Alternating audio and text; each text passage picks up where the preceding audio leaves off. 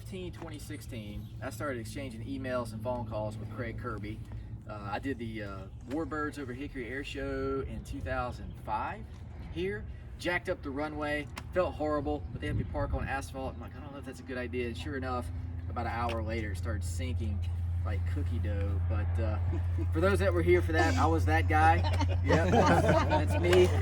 Give me the bill. I don't have the money, but we started exchanging emails, and Craig did all the work because I'm a DoD employee back then, and I couldn't submit the request. But got him talking to Marine Corps Museum, the Naval Museum in Pensacola, and more importantly, some guys at NAVSUP and Naval Air Systems Command and MAG 29. And this one in particular, we got it down to 4 Buno numbers, and Craig's like, hey, you work with New River and choose. So I literally got in my logbooks, 3 of them, flipped through and searched for the out of the 4 Bunos, I'd flown 3 of the 4, but this one I'd flown the most, and I'd flown this one with most of my closest friends. So it's like, that's the one I would like to go for if possible. And HMLA 269, the gun runners flew it up last January. I think I see some familiar faces that were there for that.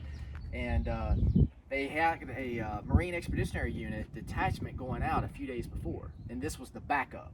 So I was literally hitting my knees praying that the backup wasn't needed to go out on the MEU so that it could come here to the museum and actually get the pick of the cream of the crop of the litter. But great aircraft that I flew in Iraq. And I'll hit you guys and gals with what I know about it, with the hopes that you'll remember maybe 50%, because I get it. It took me 17 years to, all the ins and outs. But first, I'll start with the crew.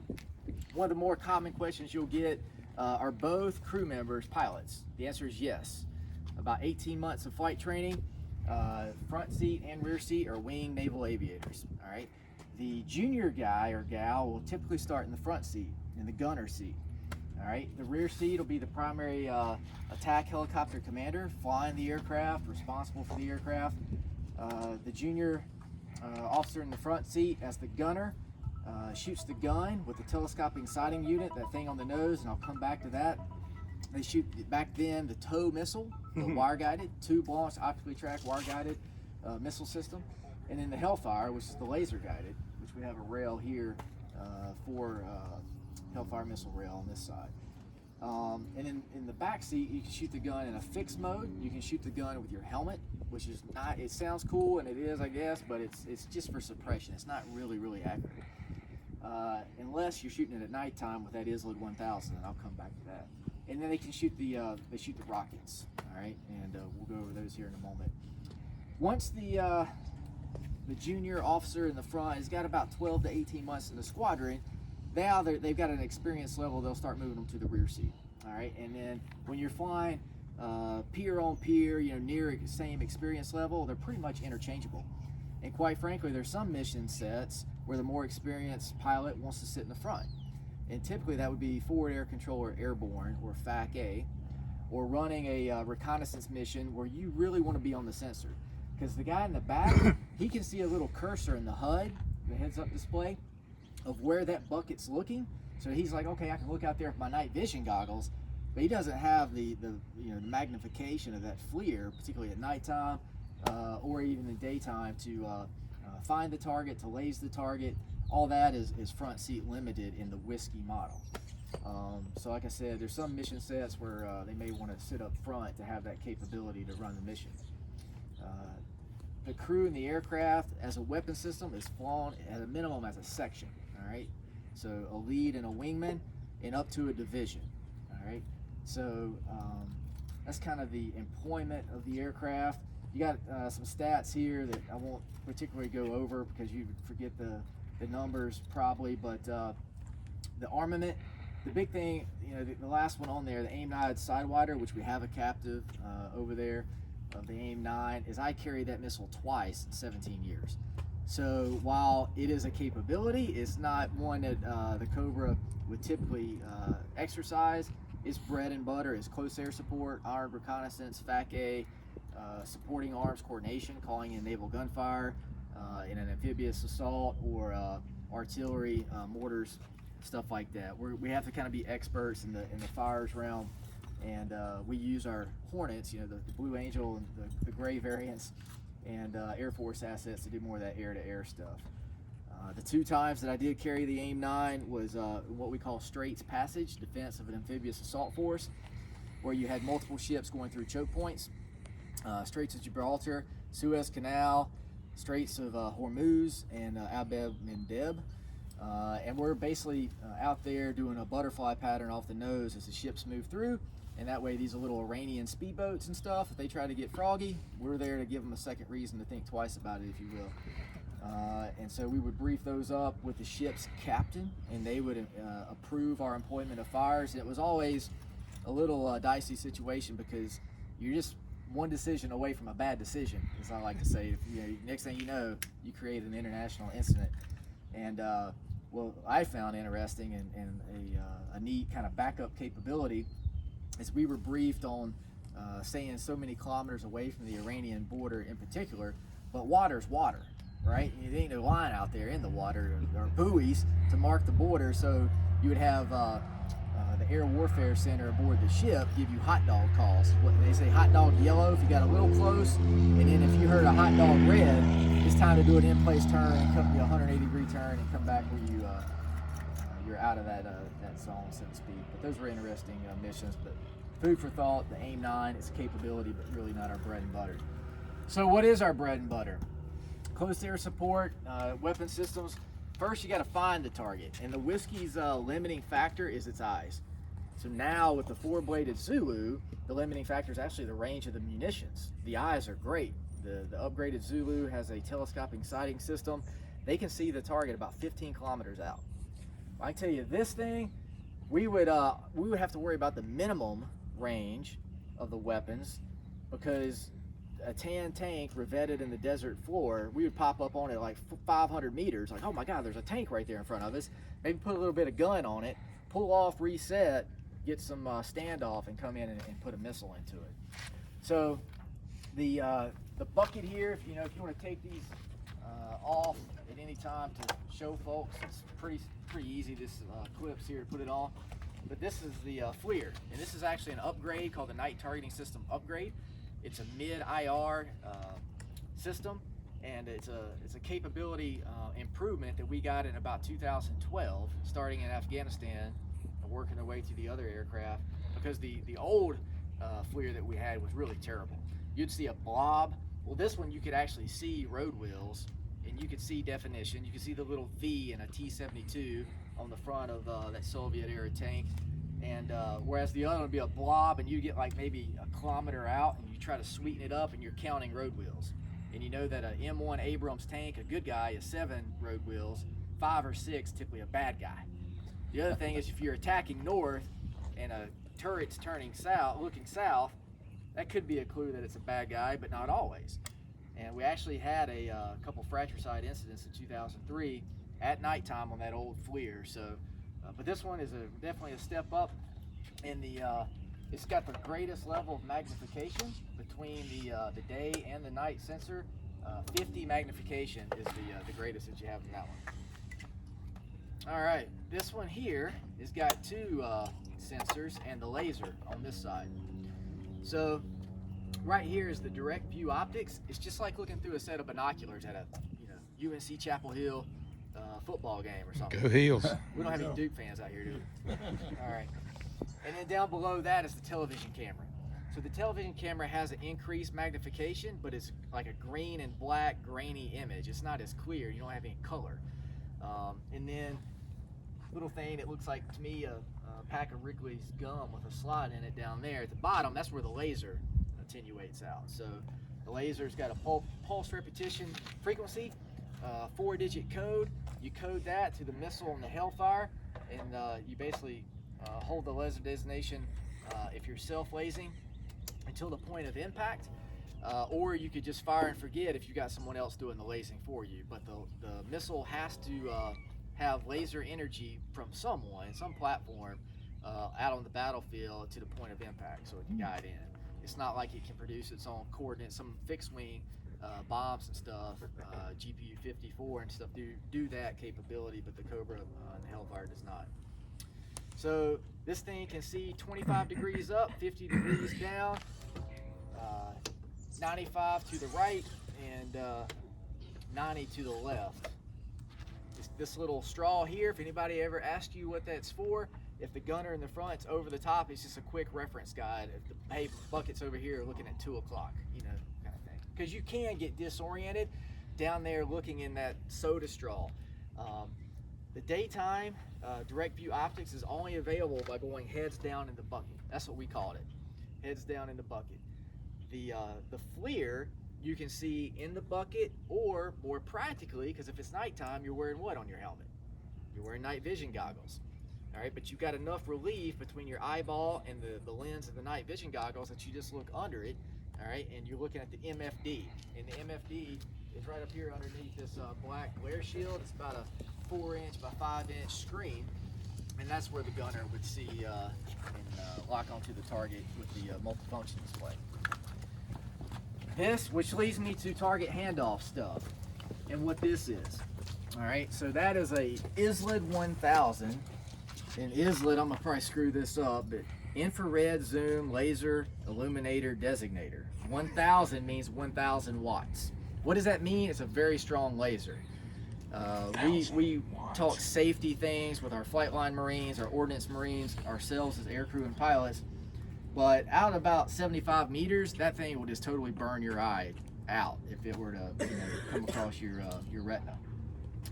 But what it does for us, it's like a Star Wars beam, excuse me. On your night vision goggles, that thing's out there as a bright beam. You can pulse it to kind of mark something, get someone's attention. But we bore sight it to the 20 millimeter, and if it's well bore sighted, it's point of aim, point of impact. It's really remarkable, and that's the most accurate way to shoot the gun is actually at nighttime with that, because in the daytime you don't have that level of fidelity of point of aim, point of impact.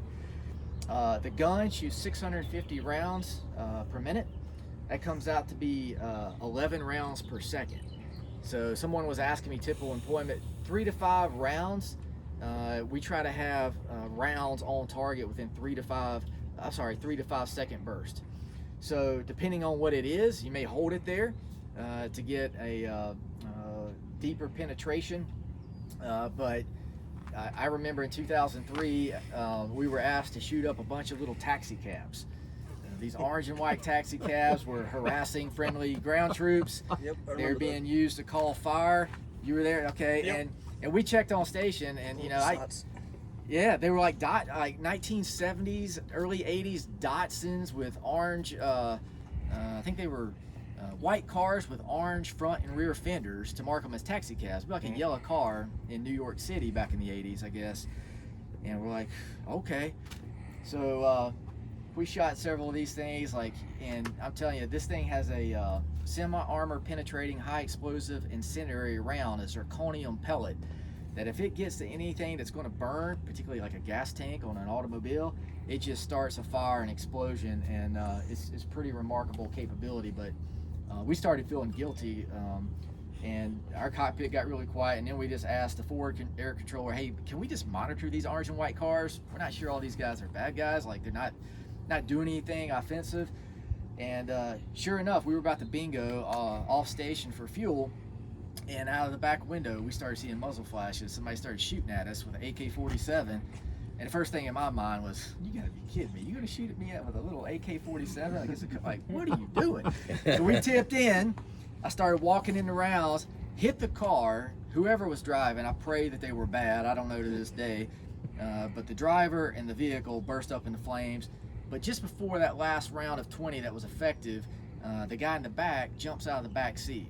All right, and he gets into a little culvert ditch.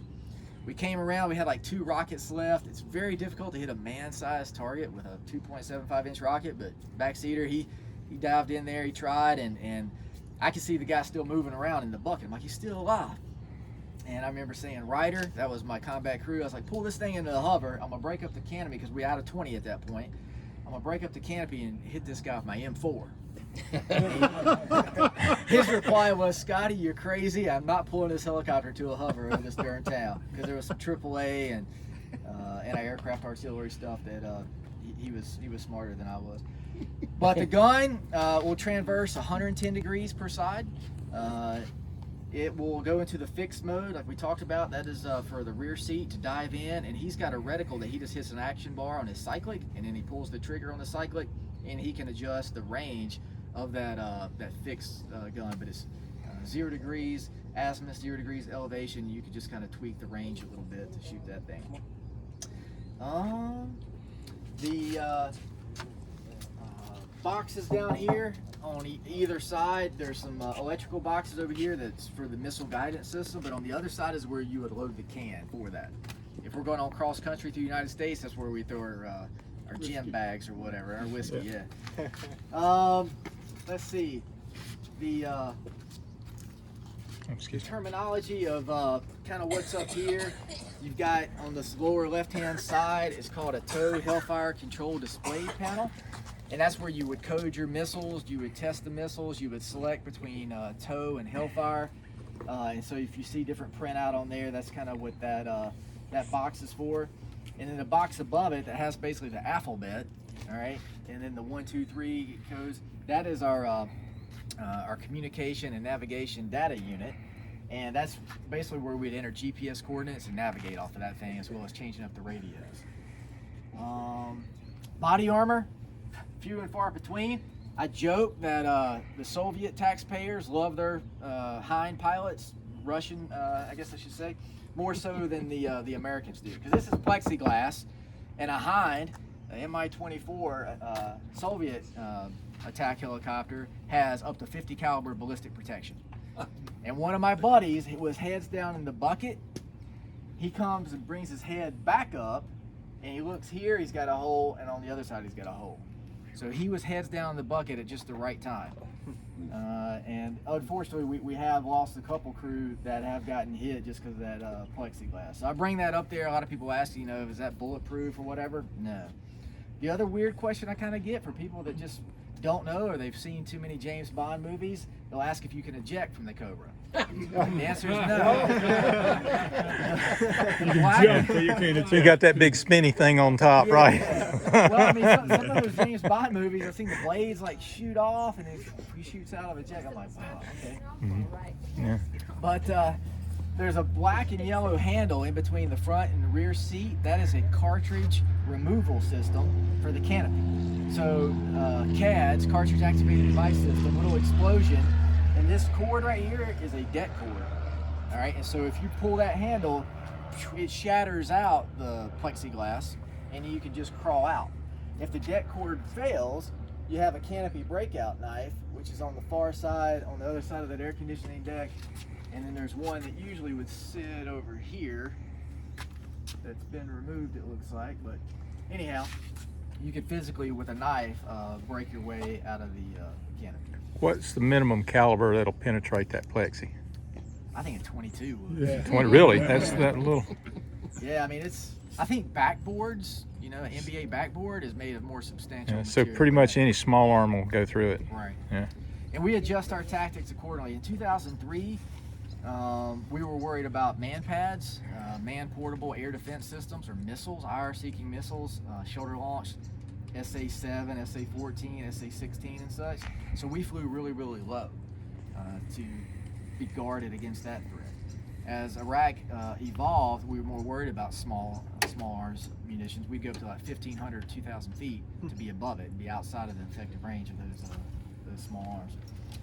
If you get questions on what these are, okay, so they put blanking plates on these, and they're secret, but I'll leave out the band numbers because, quite frankly, I'm getting a little old enough where I've forgotten those anyway. But on an unclassified level, this is where an APR-39 radar would go. All right, so on all 4 quadrants, you would have one of these antennas, and they seek and report tracking information through a little cathode ray tube, a CRT, on the back seat next to the HUD. Radiation. All right, so 2 types of weapon systems that we're really concerned with: radar guided or infrared guided, heat guided. So on the radar guided, that thing would say SA-6 provocac searching. It like kind of talks in that weird robotic voice, and you got your guard up. I know off my nose I got maybe a SA-6 radar out here that I got to worry about. And then if it starts tracking, it'll let you know that. And then if there's a launch, it'll let you know that. And supposedly, these engineers in Pax River had it wired up to the sequencers on the ALE-47, these pods here that we'll walk back and look on the wing stubs, and it would automatically dispense chaff if you had them loaded. Same thing on these, the fisheye, I call it, but it's a AAR-47 missile warning system. So this will actually detect the plume off of an incoming missile, and it would send signals to the rear seat, an alert, and again an automatic signal to that sequencer to start dispensing flares. And we would have a different mix of flares depending on what capability we thought was in the area we were flying. But that's pretty much how that worked. The computer is supposed to be able to beat the man, if you will, but if that technology wasn't working, or you want to do preemptive flares, the rear seater has a little coolie hat on the collected. He could manually dispense those as well. If you saw a missile and like, okay, there's nothing coming off, you dispense that. And other than that, you brake for terrain, try to get some terrain masking to hide behind, and you're sucking the seat cushion up you know where. That's about all you can do. If anybody asks you what this is, VSS, accumulator sight gauge, this thing is would be held at 2,000 psi of nitrogen, and it's a vibration suppression system. Mixed reviews on this thing. The engineers designed it to beat suppressions to give a more stable firing platform, particularly with the toe. The toe is really, really sensitive using that sight hand control, which is on the right hand side. It looks like an Atari joystick with the really, really minute corrections to steer. We basically just hold the reticle on the target, and the missile command amplifier sends signals down the wire. Okay, this is where the gunner wants it to hit. This is where you're at in your flight path. Here's a correction until you basically just flies to where the reticle is. So that's supposed to give you a more stable platform for that purpose. Me, it's like George W. Bush says, you fooled me once, you fooled me twice, you ain't gonna fool me again. So a couple of us had hydraulic failures because the VSS also pulls off the #2 hydraulic system, and if that thing leaks, you lose out of your hydraulic system. Flying single hydraulic, it kicks the SCAS off, which is the stabilization control amplifying system, or augmentation system, I'm sorry. It kicks your SCAS off, and now the bird becomes real squirrely, and you can only fly up to 100 knots.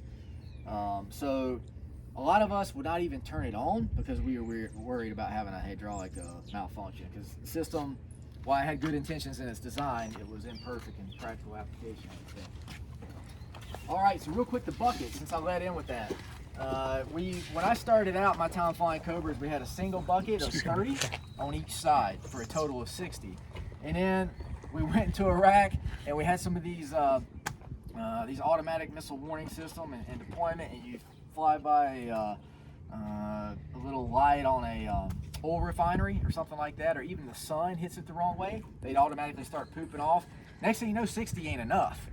And now you got a pucker factor because you've only got like 10 left, and you've got another hour and a half of time on station. So they added a second double bucket, so you got 60 per side for a total of 120.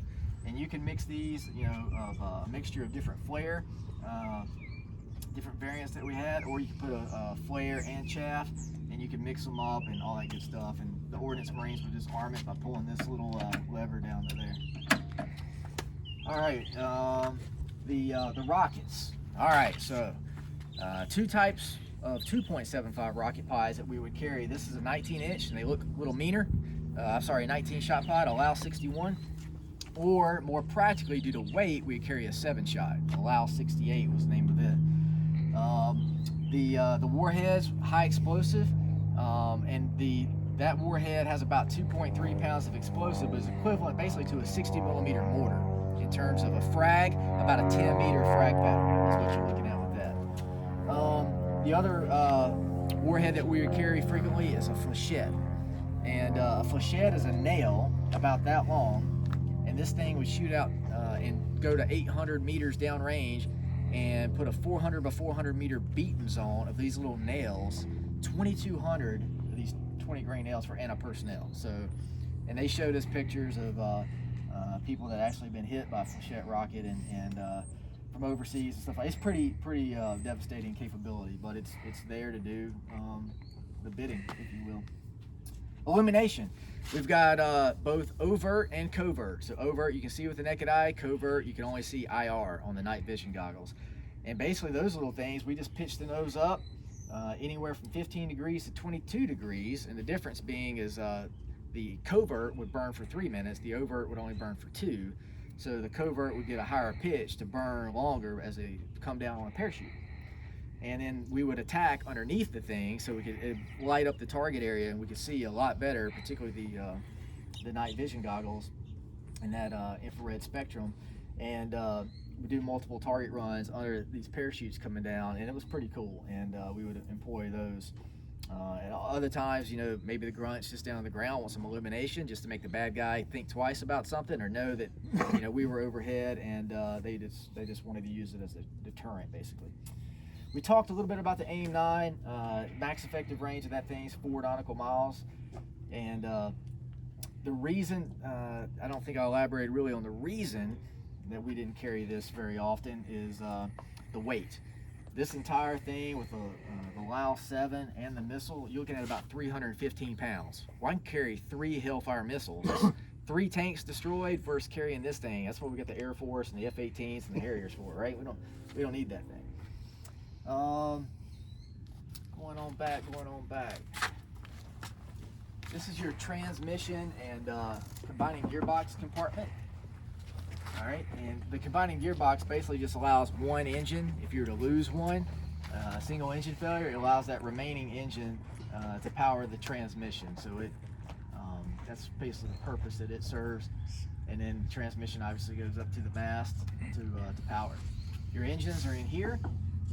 T700, General Electric, and the best story I got about that is one of my buddies, his dad worked for GE, helped design the T700, and then in 2003 he's flying in Iraq, and he actually took a couple of rounds to the fuel control unit, and the thing kept running.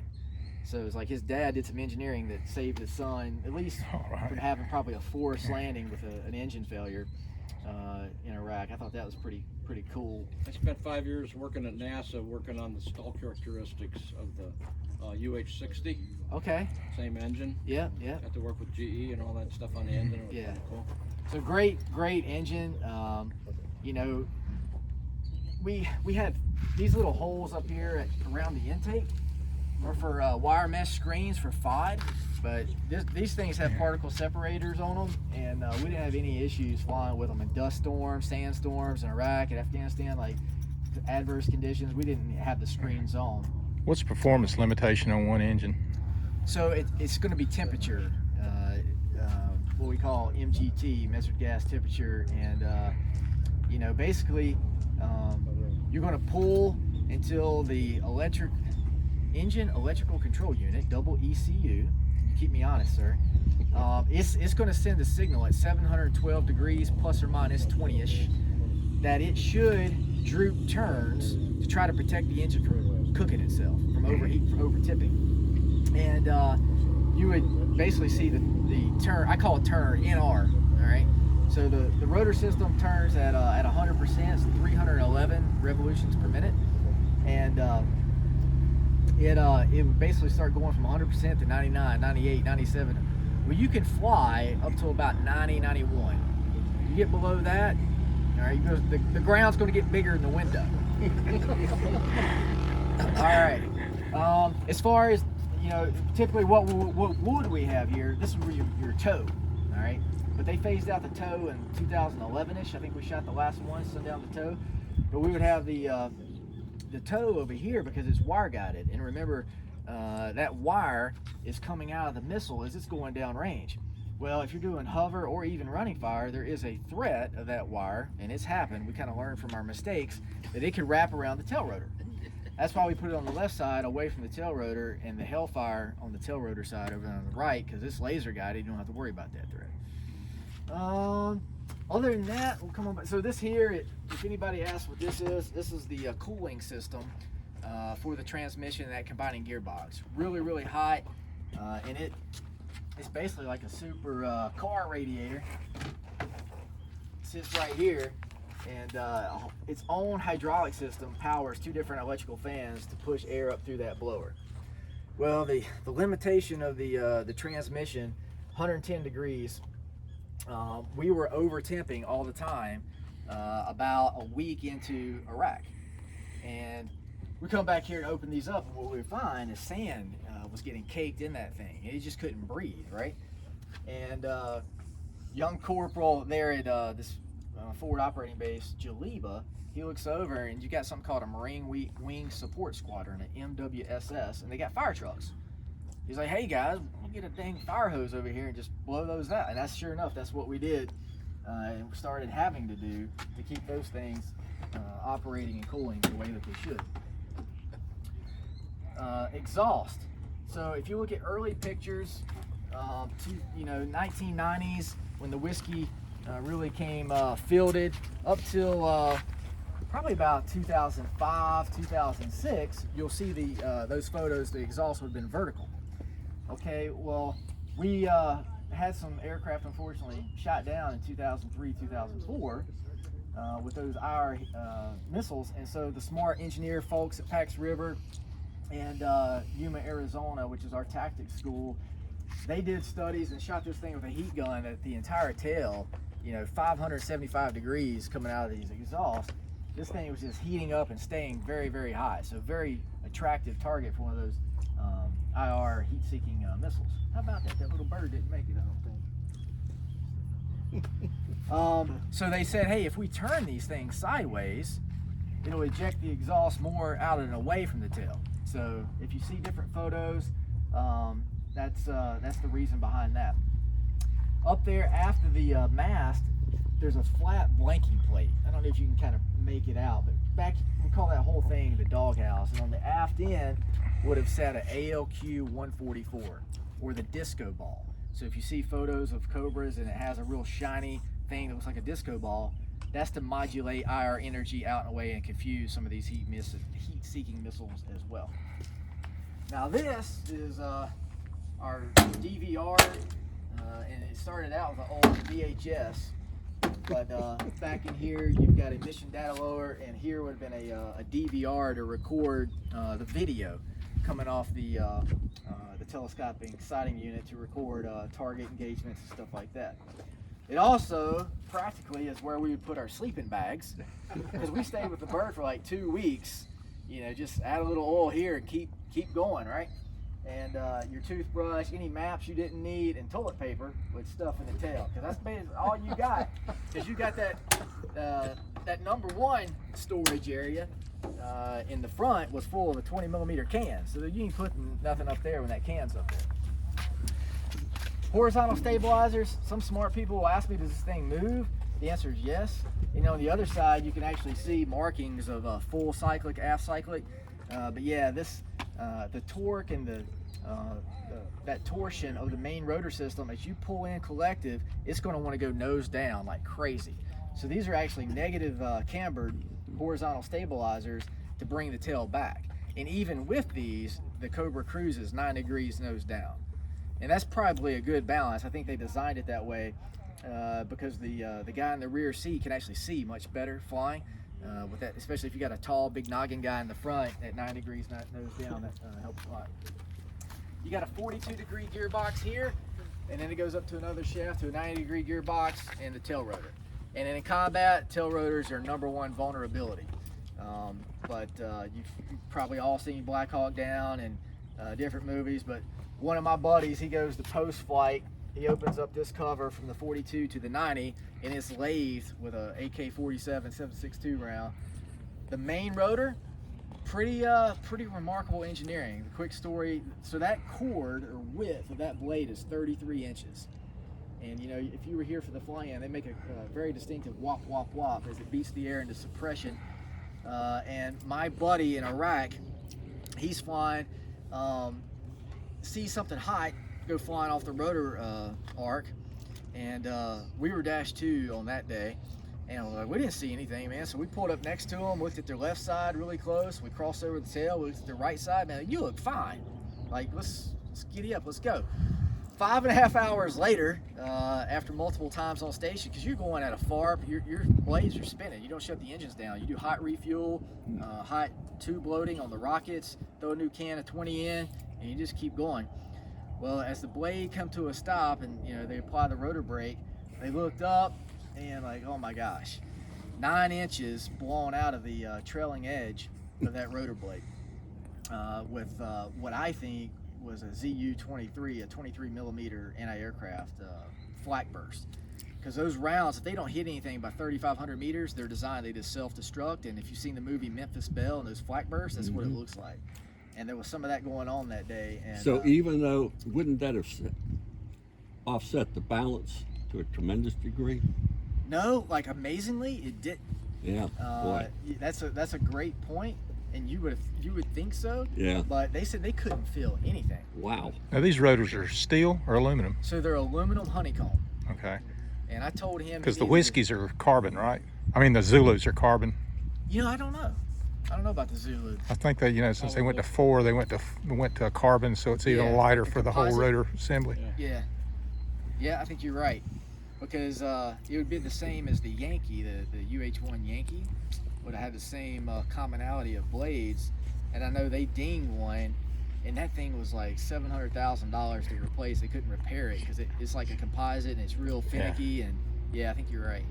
It is composite. But anyhow, I told him he needed to send a Christmas card to the Textron engineer that designed that rotor blade. That's awesome. I think we've gone over these little peanut lights are infrared, and then on the strip you have these little green slimes underneath that DVR compartment. Those are formation lights just to help us see each other a little bit better in formation. The green one would be overt, and the black one would be infrared for covert. And I know I just flooded you with a lot, nose to tail. Hey Jeff, sir, how you doing? I'm doing good. You're good. But I kind of wanted to do that with hopes that you would remember 50% of it as you do it, because there's a lot there, and it took 17 years basically to What's learn your average all about it. mission time? What's that? Tactical mission, average flight time? Oh, 2 hours. 2 hours. We can carry ox tanks. I didn't mention that because our standard conventional loadout, we typically will not carry them. We'd rather have the ordnance, but you can add a 77-gallon tank. It'll get you another 20 minutes, or a 100-gallon tank, another like 35 to 40 minutes of additional time on station, and they just mount up under the wing stubs. Okay. I get asked a lot what the Arabic on the emblem in the front is. Yeah. Maybe you could tell us again what that is. So HMLA 269, the gun runners, there's the CO in 2009 adopted that as the emblem, but in Arabic it means protect the innocent, punish the guilty. Their call sign in Iraq on that deployment was Lawman. Lawman. That's a good one.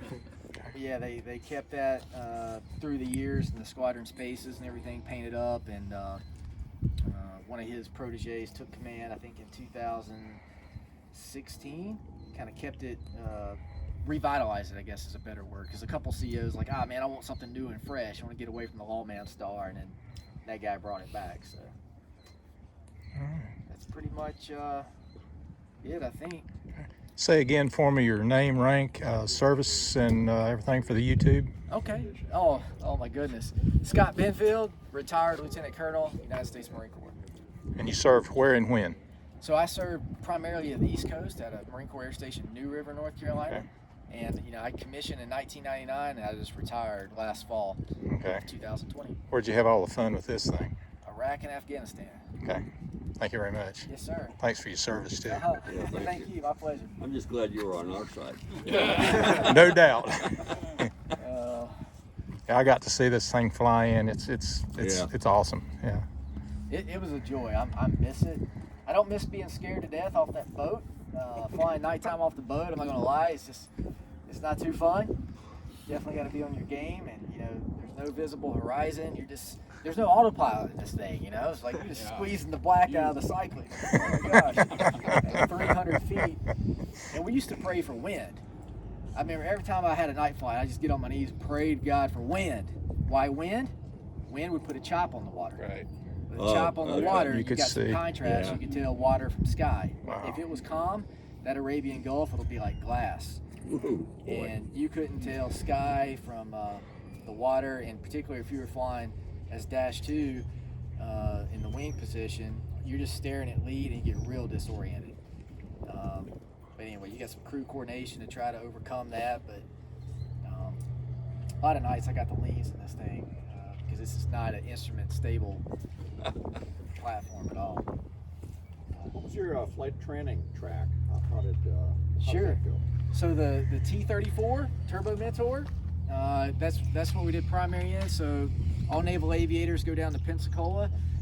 You do API, which is Aviation Pre-Flight Indoctrination, where they try to drown you in the pool. And then you go through academics on meteorology, navigation, aircraft systems, a little bit of aerodynamic principles, theory of flight, etc. And then you go to primary and fly that thing for about 6 months. Out of that thing, you're basically competing and racking and stacking into several different pipelines in the Marine Corps. One is helicopters, one is maritime, and they called it maritime. C-130s is the only platform in there for the Marines, the prop, and then the jets.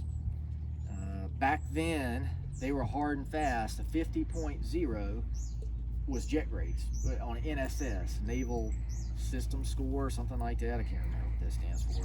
But you're grading your cumulative GPA, ground academics, and your flight scores 50.0 and above to get jets. Well, I got 49.8. So, hey, I was like, okay, good to go. I'm gonna do the best I can, and so I went helicopters, and I'm gonna fly my number one choice. So I worked really hard through helicopters, which that training is the Bell 206 little Jet Ranger. I call it the single engine weed whacker. It's a very reliable helicopter, and they've got over 2 million flight hours. Bell does on those things. It's remarkable. Out of Whiting Field, just go. But on a cross country in those things, you pull up Interstate 65 or 85, whatever, and you look down and you literally see a tractor trailer pulling away from you. So it was kind of depressing, but it auto rotates very, very well. So I think that's why they chose that platform. And then from there, you go to advanced. You wing out of there and you go to your gray school, I call it, your gray machine, whatever you're flying. The proper name for it is your FRS, your Fleet Replacement Squadron. And so for the Cobra and Huey, it's Camp Pendleton, California. That's another 6 months. So you're looking at 6, 6, and 6, about 18 months. And there may be a few weeks of kind of waiting time in there. But about 18 months to get to your first squadron, and then you're still training, really your first 2.5, 3 years. You're always getting new qualifications. And at about the 2.5, 3 year mark, you're becoming an instructor. If they think anything of you anyway. And then your last 2 years in the squadron, you're just making them a lot of money training the young guys. And then they'll scare the Jesus out of you, because we do a lot of our training off a little peninsula called Piney Island off the east coast of North Carolina, about 50 nautical miles east of New River. And I've had so many lieutenants try to join up on a buoy. They see a flashing light out there in the water and they think it's lead. And I'll give them a few potatoes, especially the more senior I got, the more comfortable, the more potatoes I give them. And I'm just watching them. And I look at the rat out in the corner of my right eye, 400, 300, 200. And you can set a little bug at 200 so it beeps at you. And I let it beep and I'd come on the controls like, you feel that? You about a potato and a half from death. That's a buoy. That's a buoy. Lee's over here, man. What are you looking at? And they would feel bad, and you kind of want that. You want that reaction of like, oh my gosh, I could have killed myself tonight. What if he'd been heads down, plugging something in the CD&U, putting a Greek coordinate in? But they tell instructors you do not go heads down longer than about 2 potatoes at a time, because the young guy, it's not their fight. I was the same way when I was a up-and-coming lieutenant. It just takes that kind of repetitions to figure it out. Anyway. But that's what gives, in my opinion, the United States, our military might, is the night flying. All these other capabilities and adversaries that are out there, so we got to continue. 70% of our flights were at nighttime. And you scare yourself sometimes, but that's where the proficiency is. That's where you make your money. Any other questions? About a couple of million, but. Oh, no, I mean, if you got All it, right. shoot. Thank you very much. Yeah, thank you. That was great. Perfect. So your next novel This- time?